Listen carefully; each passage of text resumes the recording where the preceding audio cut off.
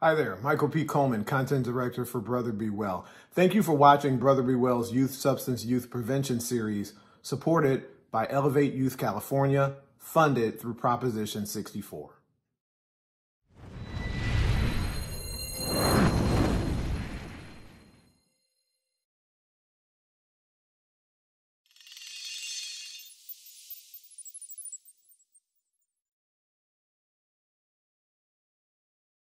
Roland, how is heroin used, and what exactly is heroin? Let me just one last thing on cocaine. Most of the people that you're seeing using on the streets and that sort of thing are not using cocaine. They're using crack, or which is a pivot, segue to the methamphetamine, or they're using a smokable form of methamphetamine. So here's the thing with heroin. So this is something for another talk, actually, to really talk about methamphetamine and different variations of that as an aside. With heroin is, and this connects to cocaine and heroin. The dangers that heroin is actually a organic drug. It's a plant. It comes from an opium poppy seed plant, and they're able to extract this stuff from it and create heroin. Heroin has been around for decades, for ages, and it's a highly addictive. It used to be a pain reliever. Morphine is a derivative of it. It used to be a pain reliever, but people found out it had extreme abuse potential. So a lot of people wind up trying it. Once they tried it, they really, really liked it. They became dependent on it. And heroin is an anesthetic. It's a pain reliever. It's a euphoria-producing drug that's extremely addictive, that leads to withdrawal symptoms and can easily lead to death. People overdose. They need more and more to get the same effect. You can smoke it. You can, as a tar, they have different forms of heroin. They have white heroin, and they call it Mexican tar heroin. They have Persian heroin. They have heroin from the Middle East. Different parts of the world produce different types of heroin. And they all share in common that addictive properties and the tolerance and withdrawal, the euphoric effects, the sedative that it is. People feel just perfect on heroin. I had a kid say one time his dad heard he was using heroin. He said, "What are you, heroin?" And the kid looked up after having his head down for an hour and a half in that conversation. His dad said, "What are you using heroin for?" And he looked up and he said, "Dad, it makes me feel perfect." And I remember that. The first time I did heroin, I was 16 years old. I was in Amsterdam and I stuck a needle in my arm. And the first time I did it, I thought, "Oh my God, this is what I've been looking for my whole life." And I made a commitment. I was going to use it every chance I got. The problem with both cocaine and heroin today, in addition to the risk that I've already alluded to, is any powder drug that you get that is cut up and manufactured and packaged by something other than a drug company, other than a pharmacy, it's going to be contaminated with something. They're going to cut it. They put additives in it to stretch it out, to make up half a gram, make it a gram. To make $30 worth, they get $60 by adding stuff into it. And people have historically added strychnine, baby laxative, powdered milk, all kind of other stuff. But more recently, they've been adding fentanyl to increase the potency of it. And so any powder drug that people use right now is very possibly and almost likely to contain some fentanyl. And people are dying from one use. People have been using heroin for years. And then they take one hit and they find out it's been cut with fentanyl and they're gone. One time, one shot, one snort, one pill. And it can be, they're putting it not just in opiates, they're putting in cocaine, they're putting it in methamphetamine, they're putting it in ecstasy, they're putting it in weed. So that's the additional risk factors involved with heroin and cocaine that they share. And aside from fentanyl, you read my mind a little bit, Roland. I was going to ask you if you could take yourself back to that first shot. And you said you got the shot and you said, "Wow, that made me feel great." The person that said they felt perfect. How quickly does that feeling kick in? So you shoot yourself with it. How quickly do you feel it? Immediately. So the fastest way it goes to snorting it is actually faster than shooting it because it goes directly into the brain. And let me just say this, I had been getting high since I was 12. So I was drinking and smoking weed and doing everything, but I progressed up that ladder said, I'm going to try this, I'm going to try this, and I'm going to try that. And when I got to the heroin, everything else paled in comparison. The feeling is, if you have a propensity for it, because as I said, some people prefer stimulants. They don't like that feeling. But if that's your cup of tea, it is the ultimate. And so if you inject it, you know, you will feel it instantly.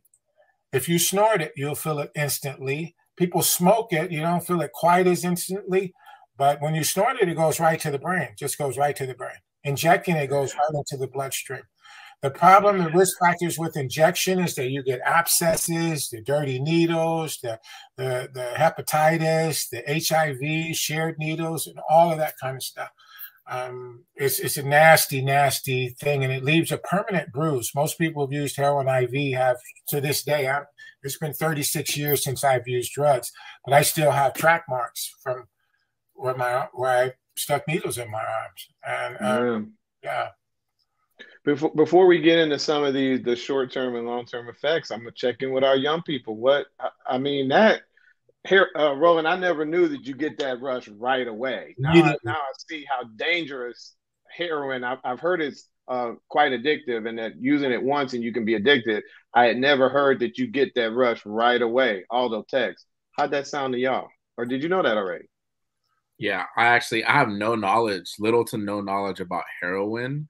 Another one that I have knowledge kind of about, and it's a different topic, but it would be like crystal meth, and that's just from TVs and movies. So it may not be accurate, but heroin, I have an idea of it. Whether I didn't know it could be snorted, didn't know it could be powder. I thought it was just a needle, and I actually didn't know that it could be instantly. You can feel the sensation instantly by being snorted. So it's a lot that I'm taking in, trying to process, trying to think. For sure. Personally, I haven't seen anyone use it or know anyone personally, my community or in person. So this is all new information for me. Yes. Yeah. What about you, Tex, before we get into these short-term effects? Yeah, I would definitely have learned a lot from what Mr. Roland just said. In terms of what he was saying, in terms of how it's processed, and if it's not processed from like a drug company and it's cut up in the streets, that's something I've actually seen, and it was just weird experience seeing those things, and then hearing Mr. Roland speak on the fact that the different ways people use it. I didn't know that that's how once it's processed with being like different. Like I've walked into somebody's house before, and they're cutting up like different drugs and mixing it up and putting it in bags and I guess selling it to people, which is like, it's just insane now hearing it and then knowing that it can be more than just injected. You can like snort it. I've seen like people put it in their teeth, which I'm just curious to know like of what the effects of those are. And yeah, I just definitely learned some news. And also in terms of what Aldo was saying, most of my knowledge when it comes to some of these drugs, like especially like heroin and crystal meth and cocaine, is honestly from watching a lot of like TV, like Breaking Bad. I watched that and I was like, what is this thing like going on? And then slowly starting to see it within the society and the people I'm around. And I'm like, oh, okay, now I can see what they were talking about in this show. So yeah, that's been a really interesting experience. Let's talk about the short and long-term effects. From what I understand, we've heard about that rush that comes, that sense of euphoria. I understand there are some short-term effects, Roland, that might not be, I wouldn't see them as quite as positive or positive at all. Dry mouth, flushing of the skin, like a clouded mind. Are there others that we're missing here? What are some of the very short-term effects of using heroin on the body that you're aware of?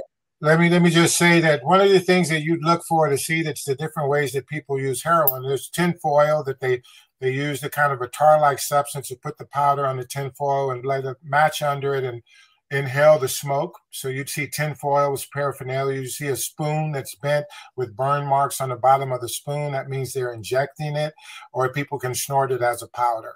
Those are typically the ways that people use heroin, and you see that kind of paraphernalia.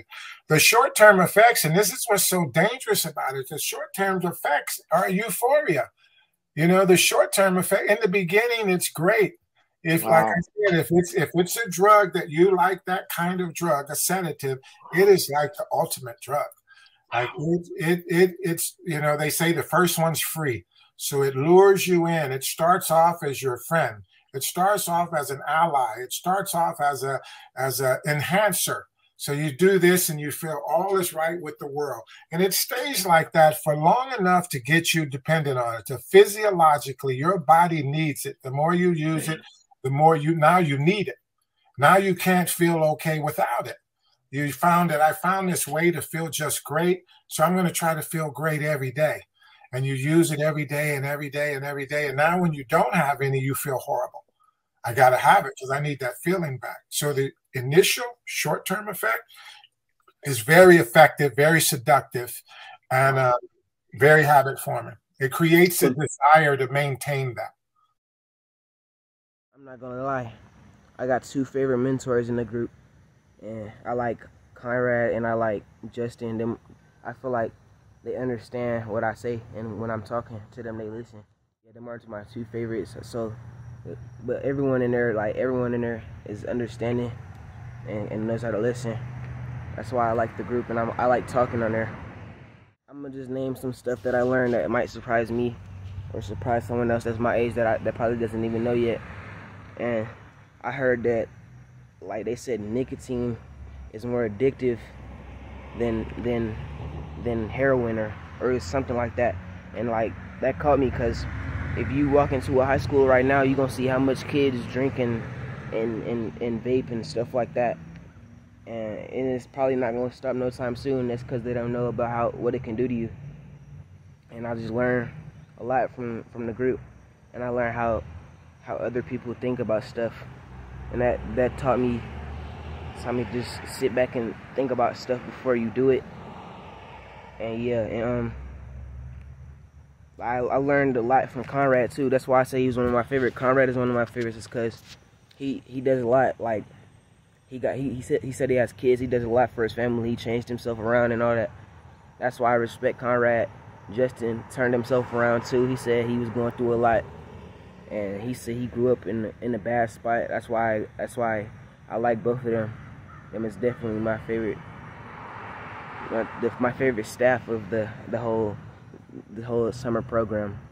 But yeah, and the summer program helped me with a lot. Like, helped me learn how to stop and think before I speak, and a whole bunch of other stuff. This is Daryl Bell signing out.